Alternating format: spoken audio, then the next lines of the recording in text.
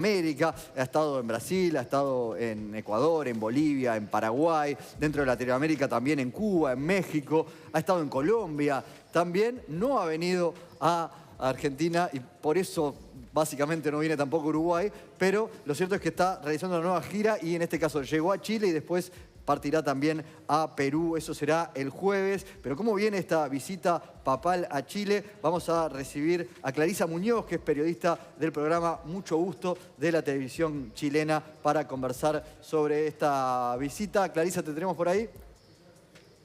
Sí, hola, ¿cómo estás? ¿Cómo te va? Día. Buenos Si me días. pueden llamar nuevamente al teléfono porque se me cortó el retorno, entonces los escucho un poco lejos, pero podemos empezar a conversar de todas maneras. Bien, contanos cómo fue un poco esa llegada del Papa Francisco entonces. Mucha expectativa, también algunos incidentes.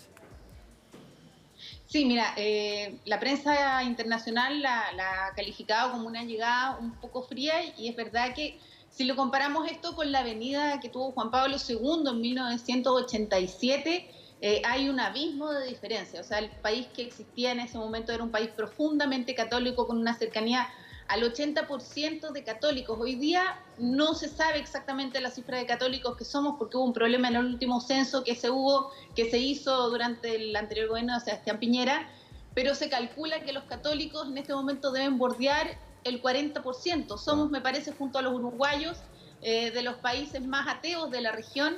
Entonces, eso es precisamente lo que está intentando revertir un poco el Papa Francisco con esta llegada, pero es una llegada muy polémica, que se ha marcado mucho por los escándalos de los abusos sexuales de algunos sacerdotes en la Iglesia Católica.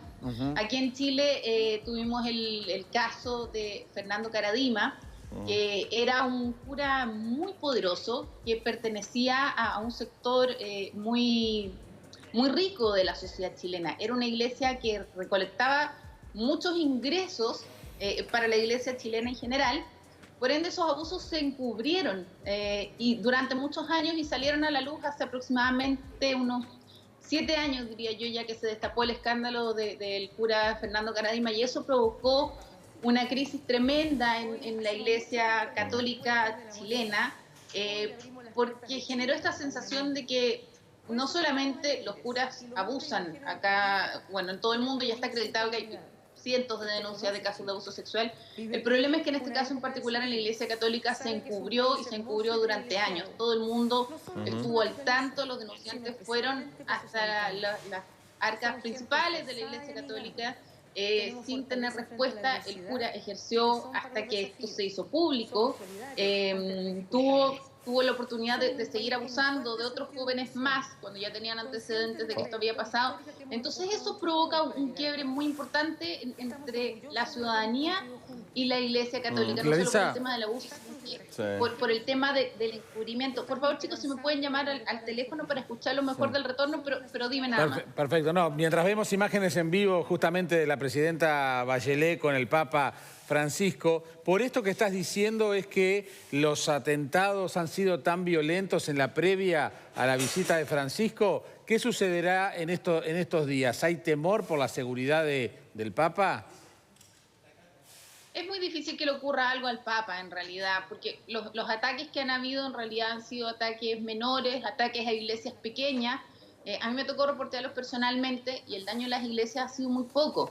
Por ejemplo, en la iglesia que hubo en Recoleta, que sufrió un atentado que fue una bomba de ruido, el único daño que hubo fue que se quebraron algunos vidrios. En otra iglesia, por ejemplo, se roció con benzina a la entrada y se quemó un poco la puerta.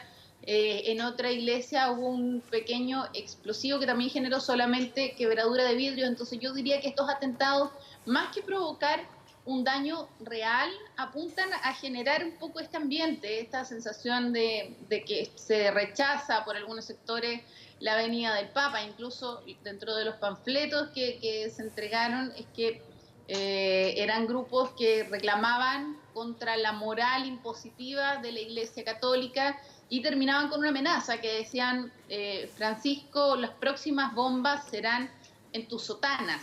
Pero en realidad que esto pueda efectivamente provocarle un daño al Papa, yo diría que es prácticamente imposible. O sea, aquí los dispositivos de seguridad que se han desplegado para garantizar la venida del Papa es algo que no tiene precedentes en este país. Y es precisamente uno de los temas también que ha sido más criticado, porque se estima que el Estado chileno está gastando cerca de 4.000 millones de pesos en garantizar la seguridad del Papa. Hay gente que reclama que este gasto no se debería estar haciendo, pero en realidad un Estado tiene que garantizar la seguridad de una visita, de la importancia que tiene el Papa. Entonces, imagínate, le llega a pasar algo a Francisco estando en nuestro país, el costo sería mucho mayor que esos 4.000 millones de pesos de lo que se ha hablado, pero en realidad que le vaya a pasar algo al Papa en este país, yo creo que es prácticamente imposible. Bien, Clarisa, muchísimas gracias por este contacto y estos minutos. No, de nada, encantada. Pasamos bien, un abrazo.